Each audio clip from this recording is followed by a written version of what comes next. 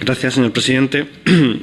Bueno, por defecto profesional, cuando vi esta moción, pues quise mirar un poco en nuestra historia reciente cómo se había tratado el tema de las políticas penitenciarias. Y encontré a dos mujeres excepcionales que reflexionaron y trabajaron en esta línea.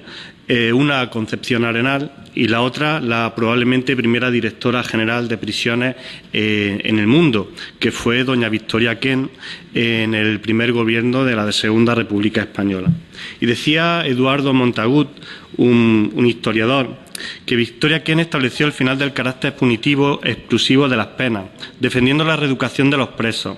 En la cárcel se podía rehabilitar a la persona privada de libertad para que luego pudiera regresar a la sociedad. La nueva directora general terminó con los grilletes y cadenas de las prisiones españolas y llegó a cerrar más de 100 recintos penitenciarios por sus pésimas condiciones. Estableció los permisos por razones familiares, mejoró la alimentación de los presos y permitió la libertad de culto dentro de los recintos carcelarios en consonancia con lo dispuesto en materia religiosa en la Constitución de 1931. Victoria Kent también mandó construir la cárcel de mujeres de Las Ventas y creó el primer cuerpo de funcionarias de prisiones para encargarse del trabajo en las cárceles de mujeres. El Instituto de Estudios Penales fue otra de sus creaciones. Para dirigirlo se nombró al eminente jurista Luis Jiménez de Asúa. Victoria Kent se preocupó, además de la delincuencia juvenil. Para atender este creciente problema, instauró toda una serie de albergues para la reeducación de los más jóvenes. Todo este profundo y extenso trabajo reformista generó una fuerte oposición de la derecha, cuando no la más pura burla.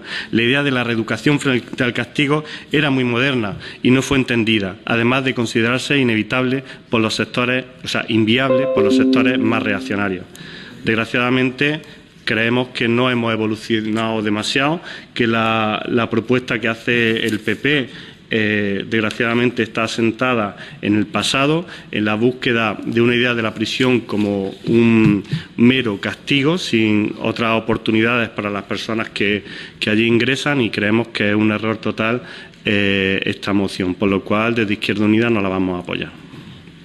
Que el planteamiento de la prisión permanente revisable es un eufemismo para la cadena perpetua, totalmente en esta línea, y más todavía cuando tenemos un país que los presos pueden estar hasta 40 años en la cárcel. De manera que consideramos que vulnera los derechos fundamentales, porque sin duda alguna en la Constitución habla de reeducación y reinserción social, y no consideramos que la prisión permanente revisable sea ningún tipo de posibilidad o dé ningún tipo de posibilidad para esa reinserción y reeducación. Igualmente consideramos que la indeterminación de esta revisión no garantiza ningún horizonte de libertad y genera inseguridad jurídica para las personas que están en la prisión. La pena que introdujo la reforma del Partido Popular es contraria al principio de humanización de las penas, recogido en el artículo 15 de la Constitución. El concepto de justicia entendida como venganza o expresión de los sentimientos de odio y repulsa de la sociedad no es concepto aceptable para un Estado social y democrático de derecho. Consideramos que cuando el ministro Català argumentó que el Tribunal Europeo de Derechos Humanos había avalado la compatibilidad de esta medida con el artículo 3 de la Convención Europea de los Derechos Humanos, lo que no dijo es que el mismo tribunal ya ha dictado resoluciones que denuncian que la prisión permanente revisable vulnera el artículo 5 de dicha convención. Los funcionarios de prisiones, un colectivo que está especialmente diezmado por los recortes que han establecido desde su gobierno, dice claramente que el planteamiento que hacen de revisión de condena es tan lejano en el tiempo que deja al preso sin salida y a los funcionarios y funcionarias sin ningún instrumento para regular su conducta.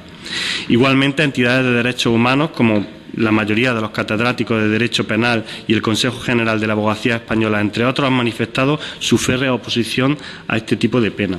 Igualmente, en distintas resoluciones, el Comité de Derechos Humanos de las Naciones Unidas, organismos que vela por el respeto del Pacto Internacional de Derechos Civiles y Políticos, ha advertido que cualquier pena de reclusión efectiva superior a los 20 años puede llegar a ser considerada como un trato inhumano, cruel o degradante y, por tanto, ser contraria al derecho internacional, además de alejarse del objetivo de la sanción de garantizar la reintegración social del infractor.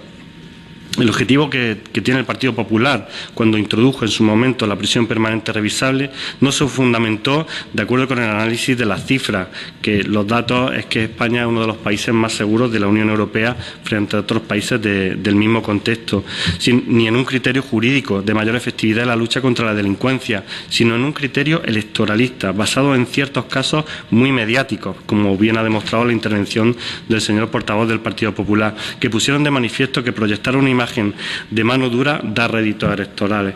Es uno de los ejemplos más claros de populismo punitivo. El Código Penal dejó de ser un instrumento de política criminal para convertirse en otro de agitación y propaganda.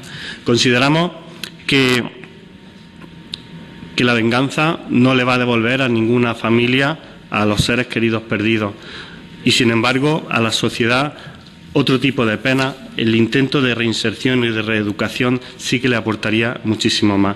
No necesitamos una cadena perpetua adicional a la que ha hecho ya que tenemos la pena de 40 años de prisión y que, como ya bien decía anteriormente, puede ser considerada a nivel internacional como una pena cruel o degradante. Le recomendamos, por ejemplo, que vea la película de Frank Darabont, Cadena Perpetua, donde está Tim Robbins, Morgan Freeman, o La Milla Verde, donde sale Tom Hanks, o algo más hispano, El Verdugo, de Luis García Berlanga, porque, señoras del Partido Popular y señoras del Partido Popular, desgraciadamente la ficción acaba siendo superada por la realidad. De manera que desde Izquierda Unida queremos con esta intervención dar nuestro apoyo a la ley que se presenta o la proposición de ley presentada en el Congreso de los Diputados para la derogación de dicha figura jurídica. Muchas gracias, señor presidente.